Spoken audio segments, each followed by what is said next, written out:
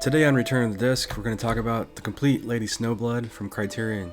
A young woman trained from childhood as an assassin and hell-bent on revenge for heinous crimes committed against her family, hacks and slashes her way to gory satisfaction in turn of the 20th century Japan, rampant with inventive violence and spectacularly choreographed swordplay.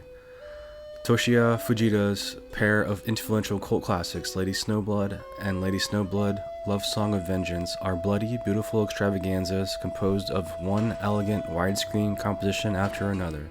The first Lady Snowblood was a major inspiration for Quentin Tarantino's Kill Bill saga, and both of Fujita's films remain cornerstones of Asian action cinema.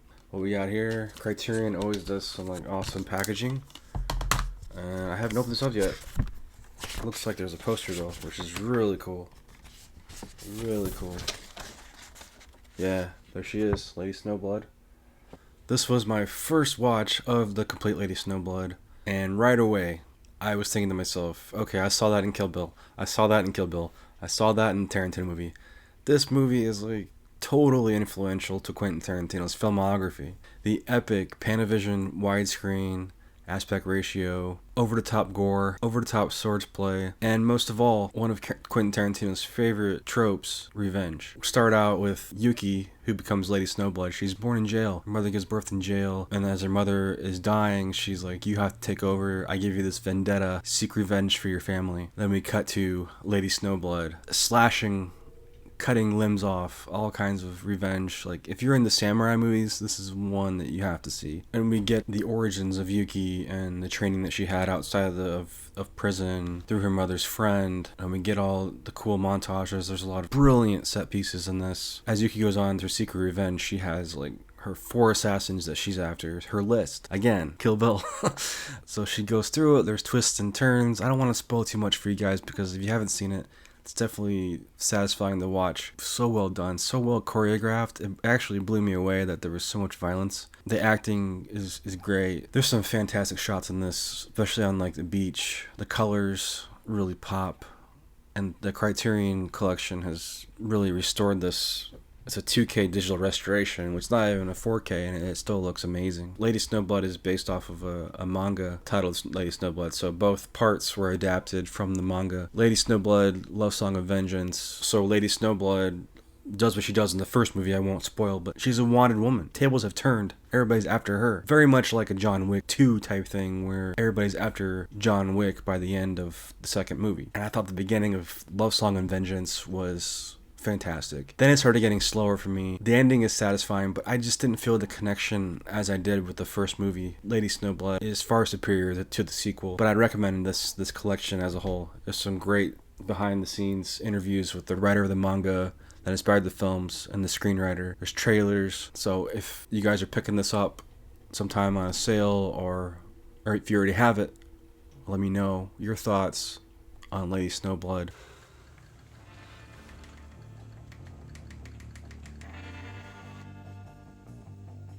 Look, I've seen it all. I have it all. I know. There is one place I can go. Just sit tight.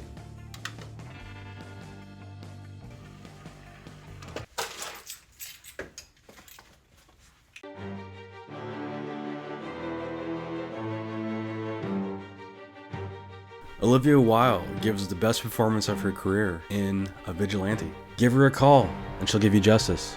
After escaping her violent husband, Sadie makes it her life's mission to help free others in danger. Now, after months of rigorous training in survival skills, boxing, and lethal martial arts, Sadie is back with a vengeance in this fight-packed action thriller. So, A Vigilante stars Olivia Wilde and is the feature film debut of Sarah Daggar-Nickson. This movie is so well done, and it's so low budget. The shots of the snow falling, you have the shots of the northern region. It's winter, it's very dark and desolate, very cold looking. The emptiness of the frame in this movie, and every frame is composed so well that it adds to Olivia Wilde's performance as Sadie, who's recovering from domestic violence. Basically, we start out though with her as the vigilante, where she actually gets another woman out of a toxic marriage, and it's brutal. She meets with the husband that's abusing this woman, and she takes him down, like Charles Bronson style. This is my first time watching it, and I picked this up at a family video when they were closing for like $1, and I was really surprised by everyone involved. The stunts are pretty much all Olivia Wilde. You can tell she really put some work into this. There's not a lot of dialogue from her, but you can tell her performance is it's a very physical performance, where she's crying, she's showing emotion. We learn more about her character as we go on, learn more about Sadie and her upbringing and why she became a vigilante. And then there's also some really nice scenes with the domestic violence group that meets like weekly. There's only one special feature. It's a making of documentary, about 20 minutes, and they cover some of the stories that they used for the domestic violence were actually true. Some of these women actually went through this stuff, and it just goes to show you how grounded this film is. But the Blu-ray looks great. Video quality is amazing. Highly recommend this from 2018. If you guys are fans of Olivia Wilde or any kind of revenge film, this is a very satisfying revenge film. Go check out A Vigilante. Let me know if you guys have seen A Vigilante.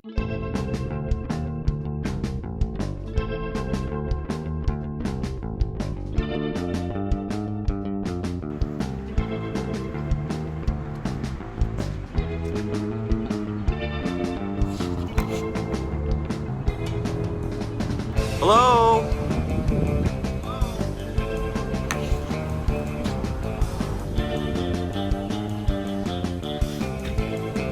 Why? Why? Why?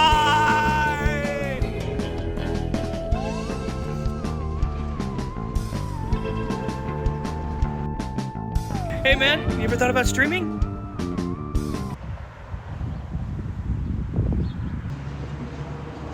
Give me that.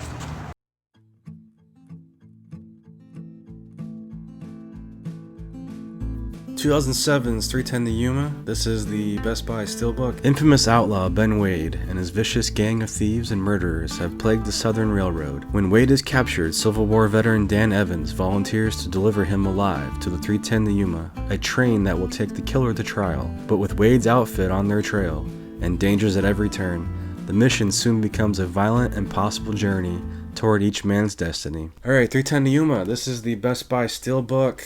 Very nice steelbook, I must say. This looks like a painting. It's absolutely well worth the upgrade, guys. This is actually the same 4K that came out a couple years ago, but this steelbook, I had to get it. 310 to Yuma is a remake of a Glenn Ford film, and it's both films are adapted from the Elmore Leonard short story. This one stars Russell Crowe and Christian Bale, Logan Lerman, Ben Foster, Peter Fonda, Gretchen Mol as well. All-star cast, James Mangold, you guys know from Copland, Logan, Ford v Ferrari. He handles the reins here. This movie's great. It's one of my favorite westerns, my favorite remakes. Christian Bale and Russell Crowe, their chemistry as the film goes on, they don't agree, but they have sort of this understanding, which leads to this crazy shootout at the end as they're trying to get to the 310 to Yuma. Ben Foster is part of Russell Crowe's gang, and he has some great scenes. You see the power of Ben Foster in this film as an up-and-coming actor. This is one of Peter Fonda's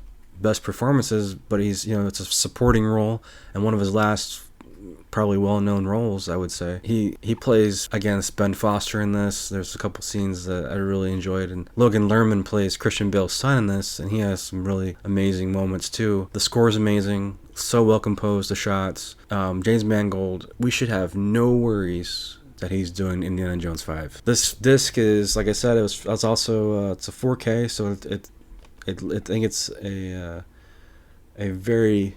This is probably the best version we're going to get. There's a commentary by James Mangold, which is fantastic.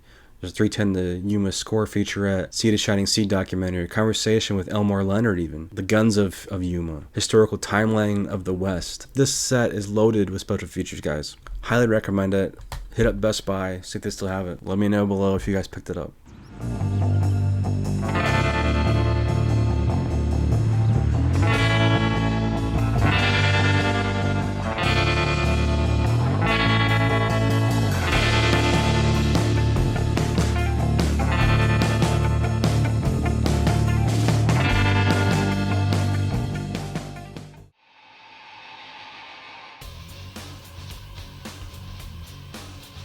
How far would you go to save the one you love? In Return of the Living Dead Part 2, the chemical trioxin turned people into flesh-eating zombies. Now, the government is trying to control these unstoppable cannibalistic killers in Return of the Living Dead 3. When a young man uses the chemical to bring his girlfriend back to life after a motorcycle accident, she is driven to eat the only thing that will nourish her: human brains. She tries to stop her own feeding frenzy, but a chain reaction has already begun, as hordes of undead are unleashed from their graves. Return of the Living Dead 3 is different than the first two Return of the Living Deads as far as tone. They try to take this more serious approach, and I think some of it works. So in the beginning, we're set up with the government has this little workstation type thing, bunker type thing, science lab going on, and one of the guys' sons goes and visits with his girlfriend, and then they witness like this zombie being born again, rising from the dead, and this crazy action sequence to open the film. So then they go home, and the dad's like, "Hey, I got a promotion. We're leaving, son. We're leaving town." And the girlfriend and him are like, "No, we're not gonna stand for this. I'm not going, Dad." And then him and the girlfriend take off. They get into a motorcycle accident. He decides, "Hey, I'll bring her back to life. I'll take her to the bunker. I'll inject her with this crap, and she will rise from the dead." And that's exactly what happens. She becomes a zombie. She keeps transforming, and she's also increasingly hungry. So she has to find brains to eat, but they have this sort of connection, so she won't eat him. She figures out that pain actually helps keep the starvation away, so she keeps like piercing herself, and she becomes like this crazy torn up zombie type thing. And it started out really cool. I really was impressed that this is the third film and this is the direction they went, more serious. Effects are great as the first two. The practical effects were top notch, and there's a part here where they head down to a sewer and they meet this Rain Man type person down in the sewer, and I just felt the movie was kind of constrained to two locations, the sewer and then the military bunker. We're kind of restrained here, and it kind of just bogs down the plot. I didn't think that the sewer people were really necessary, other than for the woman to eat their brains. I'm still recommending this because it has a cool finale, and the effects, she's pretty cool looking, so I do recommend this, and their special features are great.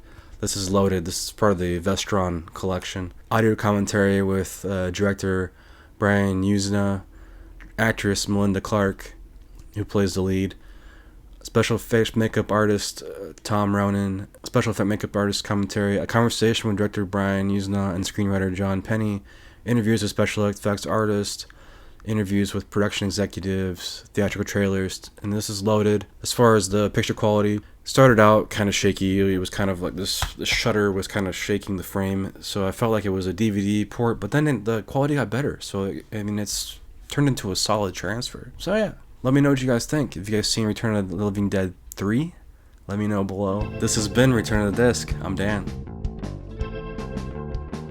For more Return of the Disc, visit returnofthedisc.com. Check out the audio version of today's show, available on all major podcast platforms. And be sure to subscribe to the YouTube channel.